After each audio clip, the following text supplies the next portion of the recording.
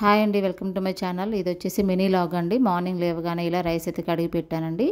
అలాగే బెండకాయ కర్రీ అయితే చేద్దాం అనుకుంటున్నాను. కొంచెం లేట్ అవ్వడం వల్ల బెండకాయలు అయితే మా వారిని కట్ చేయమని చెప్పాను, కొంచెం హెల్ప్ చేశారు. సో ఇలా ముందు రోజు నైట్ అయితే రైస్ మిగిలిపోయిందండి. సరే దాన్ని వేస్ట్ చేయడం ఎందుకు, అలాగే ఉప్మా కూడా బోర్ అయిపోతుందని చెప్పేసి ఇలా ఇంకా తాలింపు అన్నం అయితే చేస్తున్నానండి.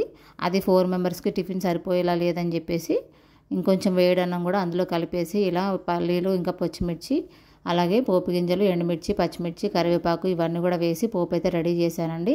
అలాగే అల్లం పేస్ట్ ఒకటి స్కిప్ అయిపోయిందండి, ఒక్కోసారి వేస్తాను నేను. సో ఇలా రెడీ అయిన తర్వాత ఇంకా అన్నం అయితే అందులో వేసి మిక్స్ చేసేసానండి. ఎప్పుడైనా కూడా అన్నం అయితే అస్సలు వేస్ట్ చేయనండి నేను. అది కొంచెం ఉన్నా కూడా ఇంకొంచెం వేడన్నం వేసి ఇలా తాలింపు అయితే పెట్టేస్తానండి. మార్నింగ్ టిఫిన్ అయితే వెళ్ళిపోతుంది. గోధుమ రవ్వ ఉప్మా అయితే బోర్ అయిపోయింది పిల్లలకి. సో అందువల్ల ఇదైతే చేశాను. ఇంకా తర్వాత బెండకాయ కూడా ఫ్రై అయితే రెడీ చేస్తున్నానండి. సో ఉల్లిగడ్డలు, పోపు గింజలు, పచ్చిమిర్చి అలాగే పసుపు ఇవన్నీ కూడా వేసి పోపు అయితే రెడీ చేసుకొని నెక్స్ట్ బెండకాయలు అయితే వేసానండి. సో ఎప్పుడైనా కూడా స్టీల్ ప్యాన్లో కర్రీస్ చేసేటప్పుడు అల్లం పేస్ట్ అయితే ముందు వేయకూడదండి.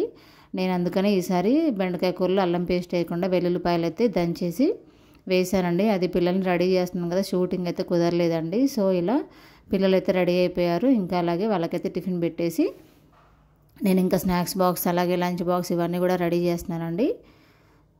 ఇలా మార్నింగ్ అయితే గడిచిపోయిందండి. పిల్లల్ని అయితే నేను డ్రాప్ చేసి వచ్చాను. తర్వాత ఇంకా మా హస్బెండ్ కూడా లంచ్ బాక్స్ రెడీ చేసేసి ఆఫీస్కి అయితే పంపించానండి. థ్యాంక్ యూ ఫర్ వాచింగ్ అండి. నా వీడియో నచ్చితే లైక్ చేయండి, అలాగే సబ్స్క్రైబ్ చేసుకోండి. Thank you for watching.